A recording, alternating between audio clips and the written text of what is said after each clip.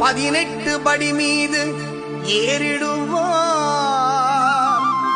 கதி என்று அவனை சரணடைவார். மதிமுகம் கண்டே மயங்கிடுவார்.